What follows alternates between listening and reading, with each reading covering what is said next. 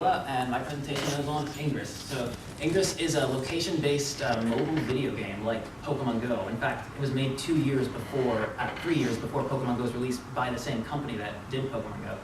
Before I go any further, I just want to welcome, we have a guest here. This is David.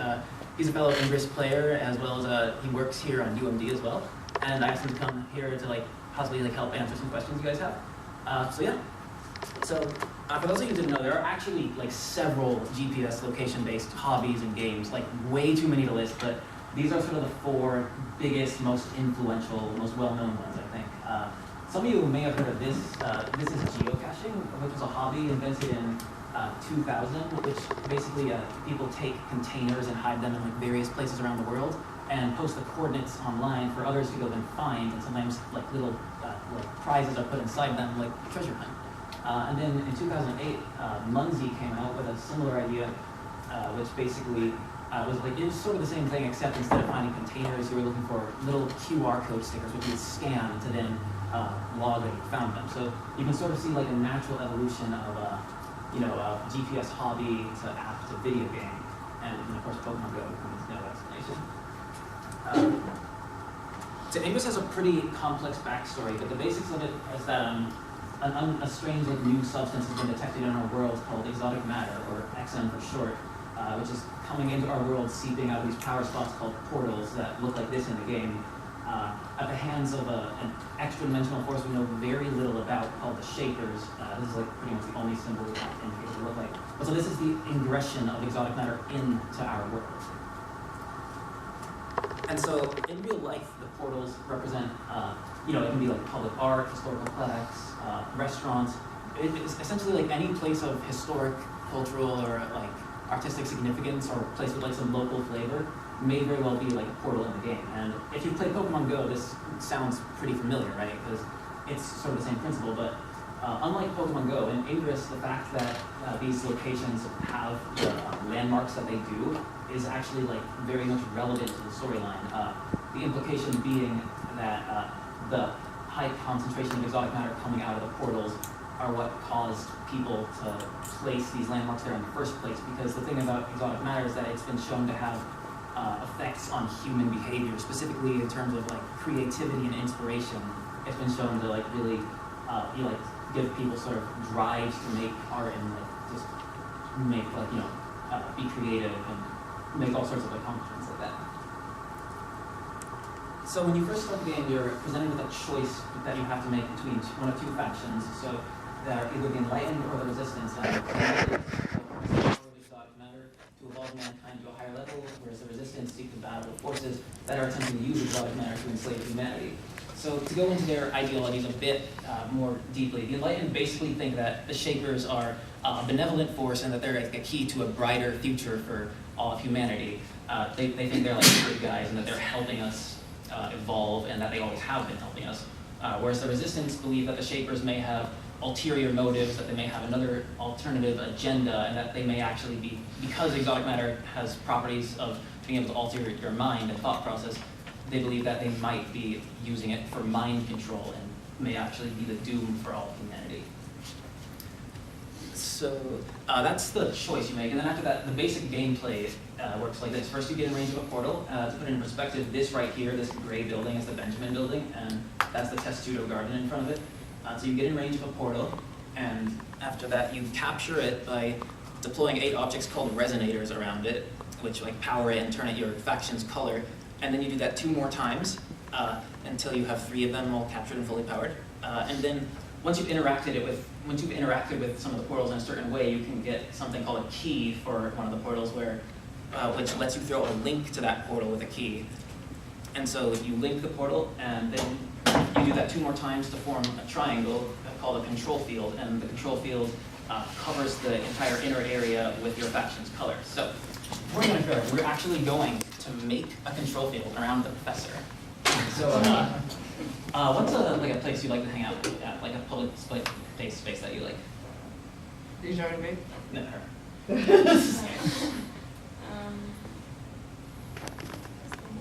Mall? Okay. Cool, so you'll be like a mall? Okay, hold that please. And David, let's see, what kind of music do you like? Acapella? Okay, so you'll be like a cool like a cappella sculpture somewhere out in like a park. And you, what kind of food do you like? Italian. So you'll be a Chinese restaurant.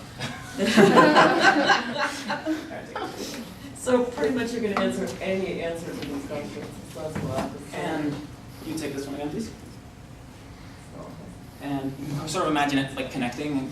But so basically, the implications of the control fields are that they affect the entire populace, in this case our wonderful professor, underneath them. So were this an enlightened field right here, then the shaper influence would be enhanced on her for better or for worse. And if it were resistance fields, it would sort of act as a shield and block out their influence more, again, for better or for worse. That's sort of the fun, part of the fun of the game is that it's pretty morally ambiguous which side you choose, and it's really very up to interpretation. Right, and yep. Thanks. And whoop, Oh. your turn. Thank you. Okay, so as you guys have seen, art and like culture is very much integral to Ingress, and not only in the storyline, but a lot of Ingress players have actually taken that a step further and kind of embraced that whole idea by making field art. So field art is done by making several fields in certain patterns and configurations to make like representational images. And so it can be, it can be either one faction, or sometimes the factions will collaborate to make like team field art. And this was a pretty cute one I found. Here are a couple more. And the one on the right there was actually done shortly after Bowie died as like a commemoration for him. So yeah, a lot of the field art is like, I think it's really fantastic. And then this next one was done for UK Remembrance Day, and yes, that literally is covering Britain. Mm-hmm. And so like, it's the kind of thing where it's a pretty simple graphic, but if you really think about the fact that like probably hundreds of people coordinate this, like hundreds of people planned this out and like went all around the country throwing these links and making the fields. And if you have like, if you have a field or a link, you can't throw another link through it. So not only did they have to go all around the country and like throw all these fields and links, they had to also tear down and attack any already existing links that might have been in their way, every single one. And it just takes a lot of time, but bigger fields have been thrown in this, believe it or not. Like fields have covered entire countries before. And it just really goes to show you how dedicated some of the player base is. And in some of those places, there's really nothing. Mm-hmm. Yeah, exactly. So this next piece of field art, one more field art piece I want to show is, this was done literally the day after Trump won the election. It was done over the White House and parts of the mall. Now, I wish I could say I took part in making field art, but I did not.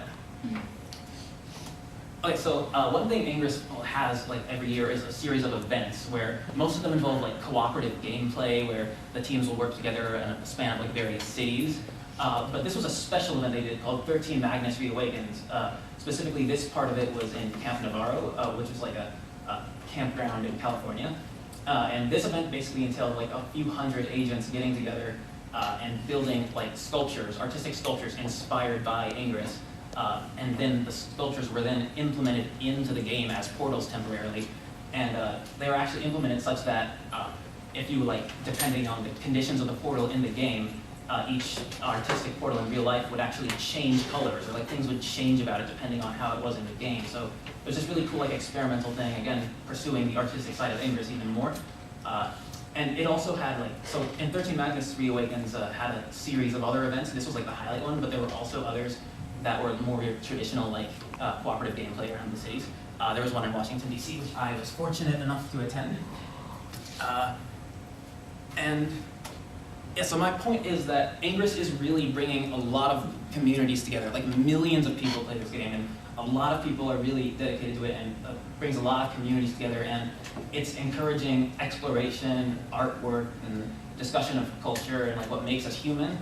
And I mean, I'll be honest, I'll be blunt, as far as I'm concerned, this is the future of video games. It's not, it's not better graphics, it's not artificial intelligence, it's not virtual reality, because the thing is, virtual reality cannot compare to actual reality. Playing a video game, no matter how advanced and special they can make it, it will never, ever, ever, ever, ever be as fulfilling an experience as actually going outside and exploring the world around you. Because the thing is, as human beings, we have a primal desire to explore and discover. So, but at this point, of course, most of the world, at least most of the easily accessible world, has already been explored. So what do? Well, at the end of the Renaissance, when realism seems to be at its peak and it seems like we couldn't go much further, did we just stop painting? No. We found new ways to paint.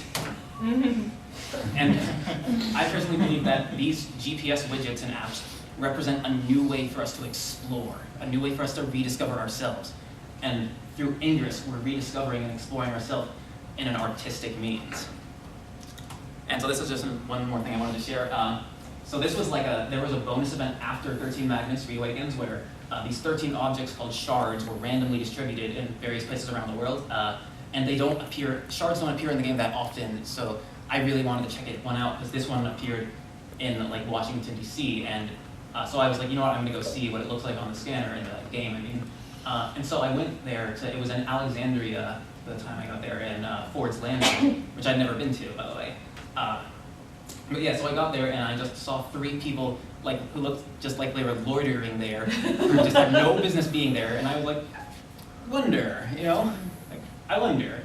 And sure enough, I talked to them, and they were 3 enlightened agents who were linking up the portal with the shard to another one to move the shard to it. And yeah, so I chatted with them for a while, and we just talked about Ingress. It was fun. So that's some other things Ingress are really good for. It's really good for meeting new people, as well as it can be a really great tool for finding new interesting places that you may not have otherwise known about. So I'm going to end here with a quote that I found from an NPR report about Ingress from a few years ago. It was a really great report. I definitely recommend you guys look it up. Just NPR Ingress, you should be able to find it. But yeah, Shakespeare famously wrote, "All the world's a stage, and all the men and women merely players. Ingress takes the great bard's words to a new level." Thank you.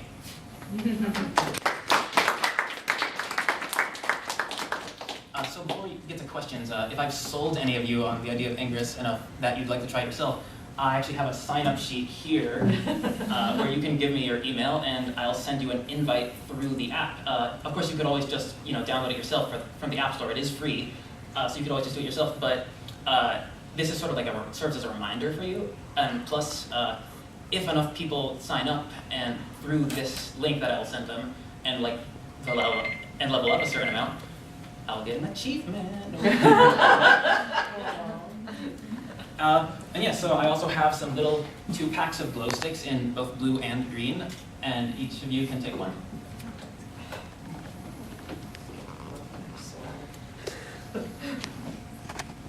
So I'm handing them out. Any questions? Yeah. Okay, this is going to be a really dumb question.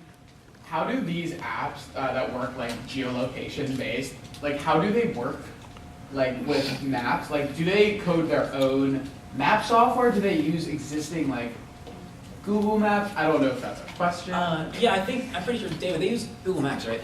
I think they did originally, because the company that makes it, Niantic, started out as an incubator project within Google, so they probably had access to Google's maps. They've since, they're independent now, so I don't know whether, they probably have some license agreement that they can still use. So they started as an incubator in Google? In Google, yeah. There was, I wanted to, was it the guy? Thank you.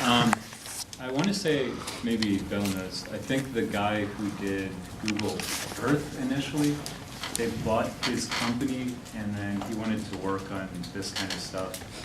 And he was going to leave Google, so in order to give him the independence he wanted, they agreed to make a sort of an autonomous, independent, but still part of Google company.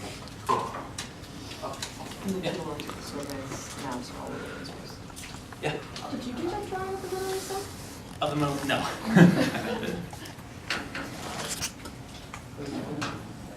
Yeah. So, you might not think that VR is the future of video gaming, but with games like this and Pokemon Go, would you say that AR might take its place?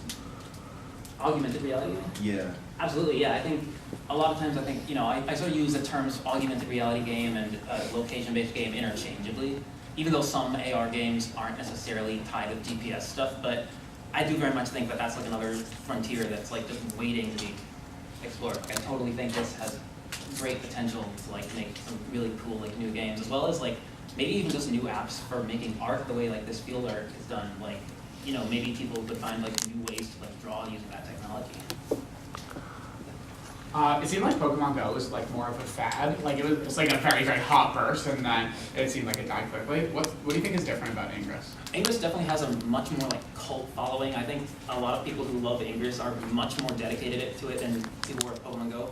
I also like the fact that you know, in Ingress, the fact that the landmarks are at the locations they are, it's like it's significant to like the overall like game and lore. Whereas in Pokemon Go, it's just that in real life there are these cool places, but in the game that has nothing to do with it. They're just Pokestops and gyms.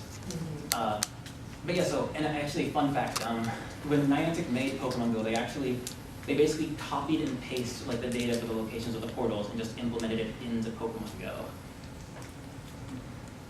So yeah, it's also, I also will say it's a lot harder. It's like a much more strategically involved game, and I think it keeps you sort of on your toes more.